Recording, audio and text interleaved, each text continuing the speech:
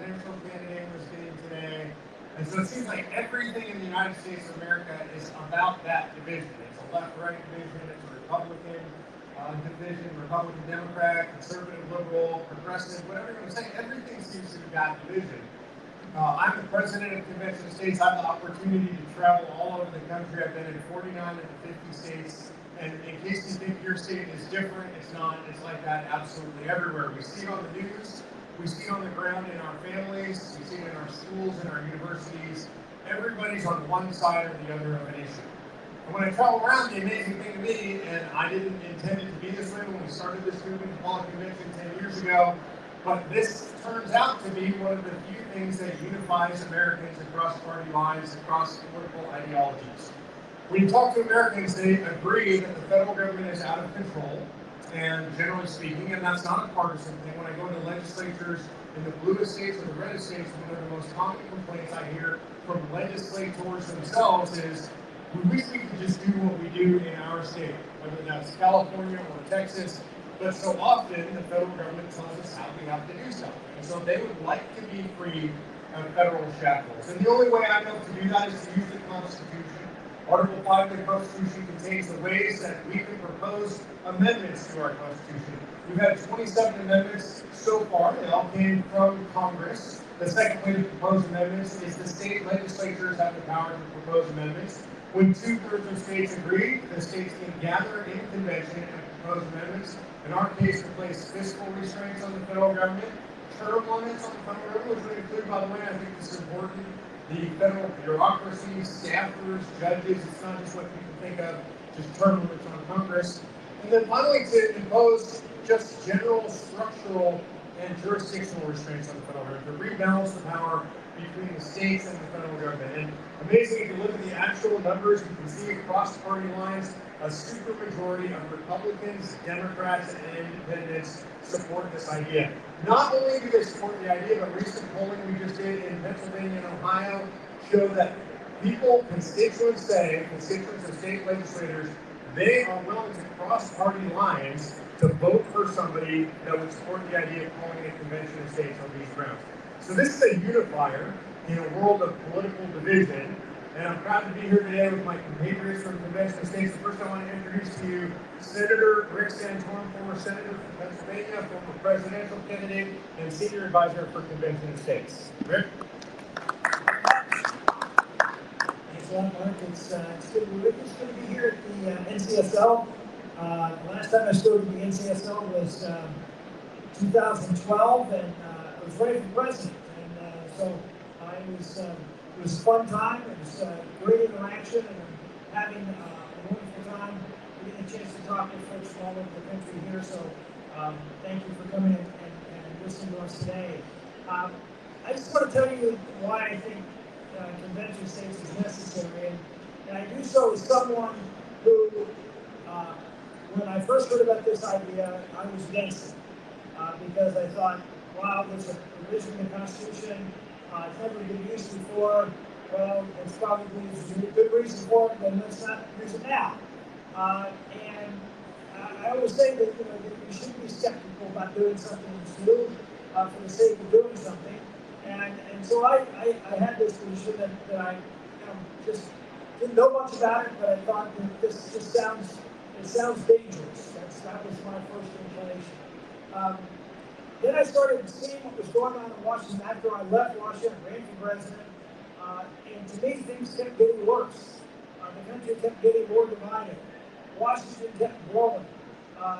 We saw both parties, presidents of both parties, start using the executive branch in a more, what I would call, authoritarian or tyrannical way. Issuing more and more executive orders, more and more regulations that didn't fit within the confines of the legislation it was supposed to be drafted according to.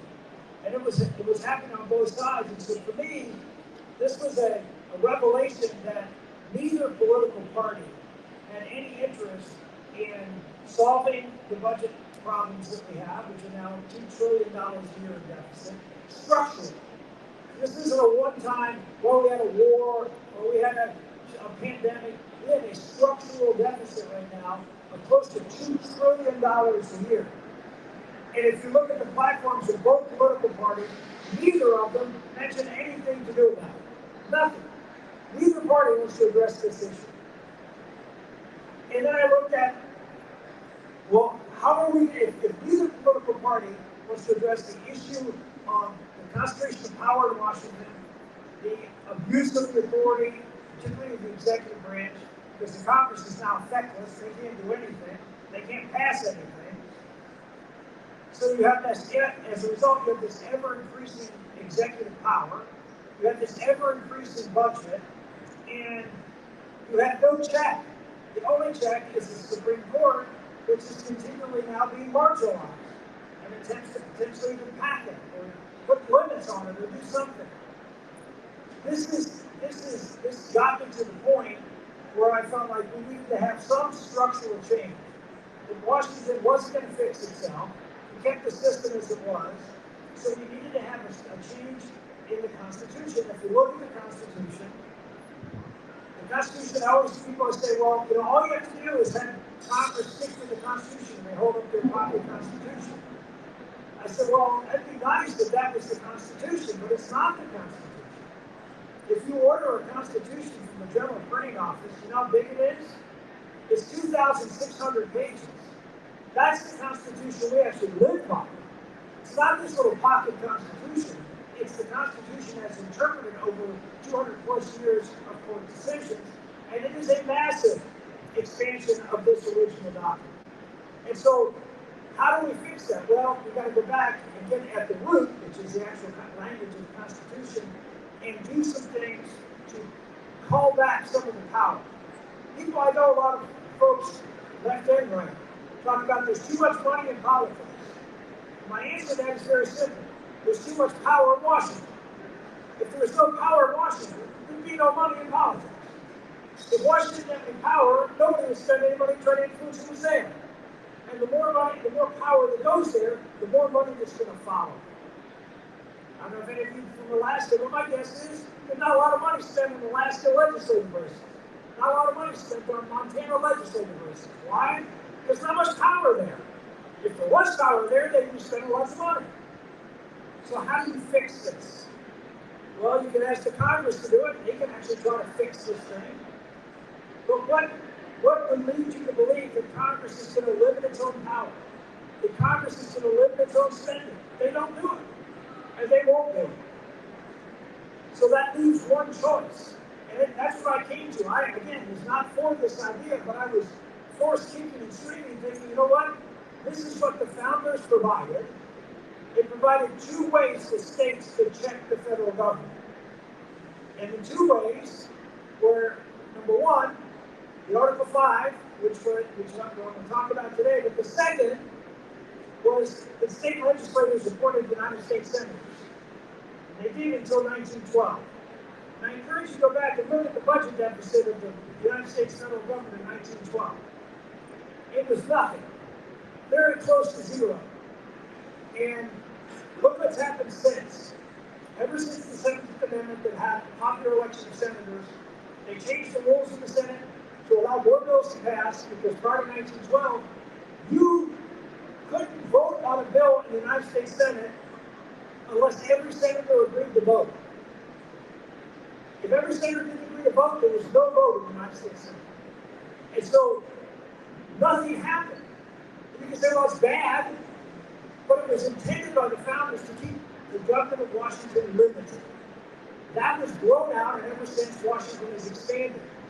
There's only one solution left, and that's Article 5. And what does it mean? That means it's basically an intervention. At some point, people are so out of control, you need somebody to check them. The entire Constitution was set up as checks and balances, and we have lost the check. And the check was supposed to be you. The states were supposed to be at the top of the food chain. How many of you feel that you're at the top of the food chain when it comes to Washington, D.C.? Anybody? Because you're not. Why? Because you allowed them to get authority that they don't have. And you did nothing to stop it. If you have a recourse to stop it. And it is absolutely necessary. And as you see, it is not unpopular among the voters. These are things that I believe both parties should see. And And why? Because I don't hear people say, well, why should Democrats support this? And some do, not as many as Republicans, that's for sure. And the reason I say Democrats should support it is, I look at states like California and New York, and I'm sure they're very happy when Joe Biden and Kamala Harris are president and vice president.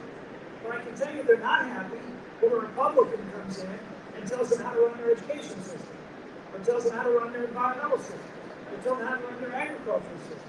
They'd rather do it the way they want to. And in fact, that's exactly how America was structured. To have states be laboratories of democracy, to be different from one state to another.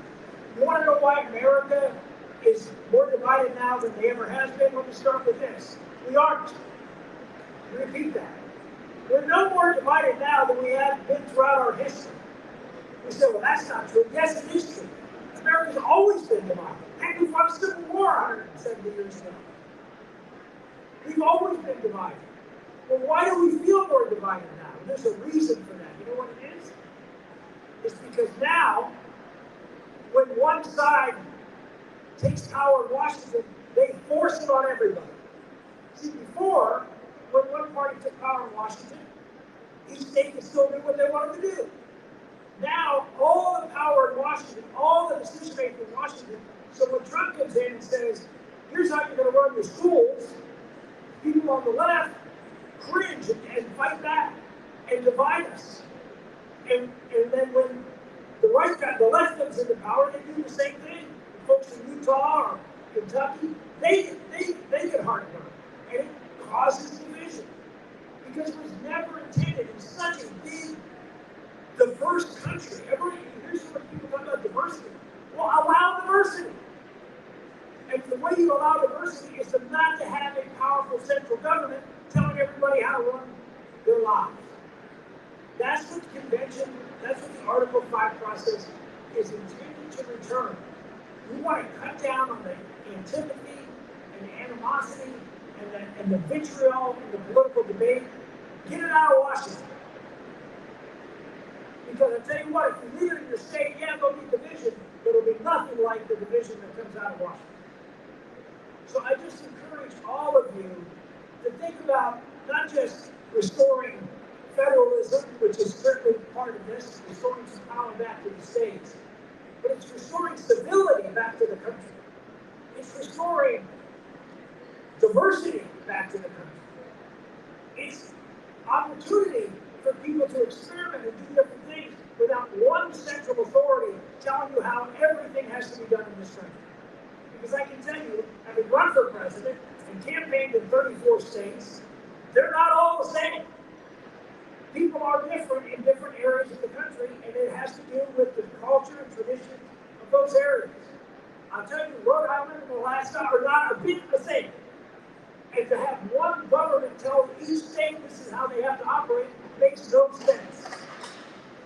The only way to return that balance is through the Article 5 process, and we look forward to talking with you afterwards. We have our booth right over here, and encourage you to join us in this cause, Democrat and Republican alike, to try to heal this country, restore diversity again to this country, and the opportunity for people to live their lives consistent with their values.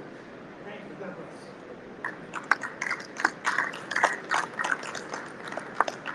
Next up, I want to introduce Michael Ferris, and Mike is my co-founder for the organization.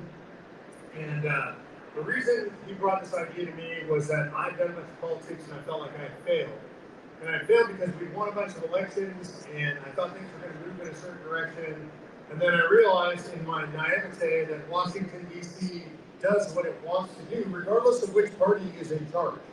And I saw this in a couple of elections really strongly. One of the things I saw was that really started to move me into politics was when President Obama was elected, he made a whole bunch of promises, things that I might not necessarily agree with on a partisan basis. And then I watched him walk away from those things. One of the biggest things that shocked me watching national politics was when President Obama was elected, he promised no bankers and no lobbyists in the White House. And all White Houses are filled with bankers and lobbyists. And as a grassroots guy, that's something that really appealed to me. Like, okay, we're going to see some real change in Washington, D.C. And what ended up happening literally within weeks is the lobbyists and the bankers were in the White House. It was just different lobbyists and bankers. And so one thing we keep seeing over and over is that Washington, D.C. stays the same, mostly, regardless of which party's in charge. Rick talked about that. The deficit keeps going up, the spending keeps going up, the government keeps growing, no matter what party is in charge. Parties have different priorities, that's as it should be, but the one priority they all share is increasing the power of Washington, D.C. So Mike asked me a question, because I happened with what we accomplished in politics, and my goal in politics was to take power away from D.C. and give it back to the states and regular people, so I was very unhappy. Mike's the guy that proposed the solution of Article 5 to me. And so as a pioneer in the homeschool movement, as somebody that understood the legal system at the highest levels, I put a lot of stand in what he had to say. So he's the guy that brought me the idea of creating the organization, Convention of States, to move forward with calling the country's first Article 5 convention ever. And so it's my pleasure to introduce Michael Farris.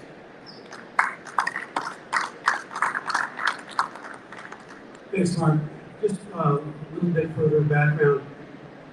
I have been a lawyer now for getting close to 50 years. I, in the late 70s, represented 4 Washington state legislators in a case challenging the constitutionality of changing the deadline for the ratification of the Equal Rights Act. I joined with the Attorney General of Idaho and the legislators from Arizona. In that case, we won in the federal district court. The Supreme Court found the case moot because the second deadline expired and we didn't get the 38 states. So consequences, I'm one of the few lawyers in the country who's actually litigated in the area of how Article 5 works. And just some very basics. There's 3 stages in the process. Stage 1, the state legislatures set the agenda for a convention. We have to have 34 states agree to call a convention on a particular topic. Currently, there are about 450 valid applications for various topics all over the map on all kinds of issues. There's 13 to call a convention on the right to life issue. There are 20-something on balanced budget, but they're worded in different ways, so there's a question of whether they aggregate. There's all kinds of things. There's a couple of old resolutions calling for a world government. There's anything you can imagine. We've never in our history had 2/3 of the states agree on the same topic. So the first step is 34 states have to agree on the topic. The process that we're working on, 19 states have currently agreed on the topics which are fiscal restraints on the federal government, term limits on federal officials, both elected and unelected officials, and fiscal or general jurisdictional restraints on the federal government. And those 3 things are what we can talk about at the convention. I will tell you, as a practical matter, term limits are the most popular thing among grassroots Americans. You ask them on those 3 issues, they love term limits. You ask state legislatures of both parties, it's the least popular. And so, but the question is, what are we agreeing to? We're agreeing to talk about that topic. In order to get people in the room to talk about the issues of fiscal restraint or general jurisdictional basis, it helps to bring some grassroots along who want to talk about term limits. We're only agreeing on a discussion at this stage. 34 states agree on the topics. We get to the convention, it's 1 state, 1 vote.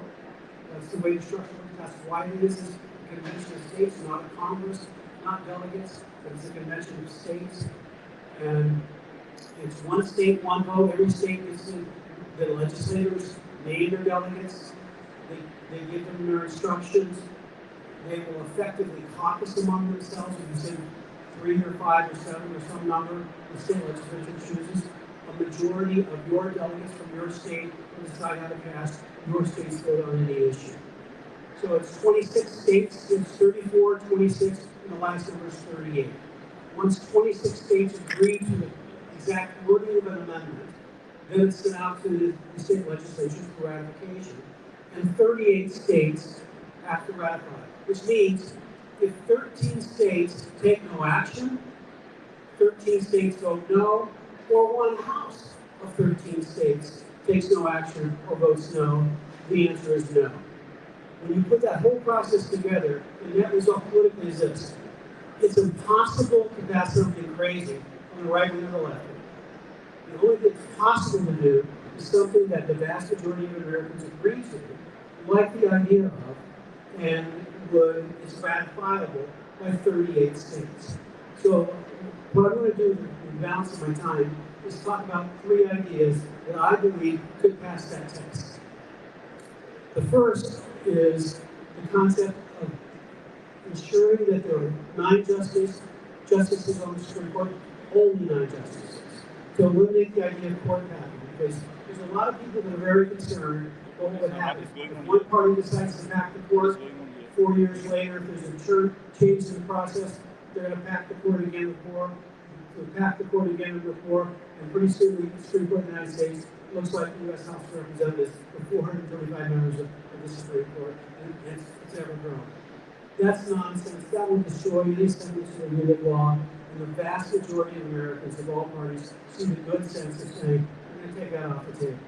We're going to make 9 justices on the court, put it in the Constitution. Right now it's a statute, which means you can change it by simple passing a statute. Put it in the Constitution, fix that problem once and for all. The second is a lot of the mischief that's done in Congress is when you pass 3,000, 4,000, 1,000, even 500-page bills, crammed with all kinds of things all over the map about everything in the world. A recent $1.9 trillion emergency spending bill reformed the Electoral College. What's that got to do with $1.9 million? And there's lots of other stuff in that. And so we have 42 states have single subject rules. I know that some of them don't follow it as well as they should, but what I say to legislators who are challenging on, let me write the single subject rule, and I guarantee you it will be okay, that it will be enforceable. And so requiring Congress to pass bills on only one subject will by itself dramatically decrease the amount of legislation they can get through, because simply getting the floor time to pass everything that would be in the omnibus bills is politically impossible. And so we can reduce a lot of the mischief that's done in Washington, D.C., passing too much law by simply requiring a single subject rule that's clearly enforceable. The final subject is I have an LLM in Public International Law from the University of London, and so I pay attention to weird stuff because of that. The United States becomes a party to treaties about 200 times a year. Everybody reads the Constitution and thinks, well, treaties are ratified by the U.S. Senate. No, they're supposed to be. And because of the Supreme Court decision in the 40s, the president is unilaterally entering into 197 out of the 200 treaties never go to the Senate. The president alone signs the treaties. And so the difficult thing is that those same Supreme Court decisions say that these treaties that are in international law treaties, when they're called executive agreements, a made-up term that our State Department and the Supreme Court made up, because in international law, they're treaties. They still have the Article 6 power to be the supreme law of the land. So the president, by himself, is making a law that binds the states on matters that are constitutional within the jurisdiction of states. Now that became a hot topic recently because of the treaty on pandemics that was working through the World Health Organization. It stalled out in Geneva, and so didn't get realized as to whether this is going to be able to be adopted. But that just gives you an example of what can be done. An amendment that says, no. Any treaty that has an ongoing operational effect, which is, and there's some things that really, on a historical basis, should be called agreements and not treaties. But those are kind of one and done minor things. Our embassies going to rent space from this area of a city in Bolivia, whatever. That kind of stuff is not an ongoing operational document. But anything, an originalist view of treaties, anything that has an ongoing operational effect is a treaty within the meaning of the Constitution. And they should be ratified by the U.S. Senate by a two-thirds majority vote, like it says. A treaty that clarifies, an amendment that clarifies that. The vast majority of Americans don't want one man, whether it's Biden or Trump or Reagan or whoever, no one person should be able to make law that binds the entire United States, particularly the states. And so that's an example of the kind of thing that I think is winnable, is passable. To get to 38 states on these kinds of things. There might be a few other things that would be, if I could wave a magic wand, as having taught constitutional law for 17 years, I would fix the Commerce Clause and the General Welfare Clause, and we would have peace and love in the United States forever. But that's not likely to happen. But these kinds of things can happen.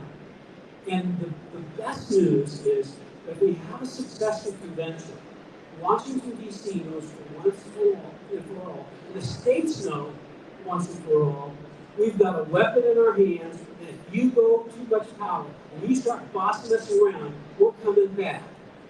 Legitimating the process is as important as getting any of these particular things done. And so it's with that I'm very, very hopeful. I very much like to answer anyone's questions that are here. I'd be glad to give you my business card with my cell phone number on it. And so if you have any constitutional and technical questions, happy to answer them. And our booth is right there directly behind us. And we're here, for the duration. So if you have questions, please come by, see us. Mark, Rick, and I would love to answer your questions. Thank you so much for coming out, and we appreciate any help you can give us in your states. And God bless you for being here. Thank you.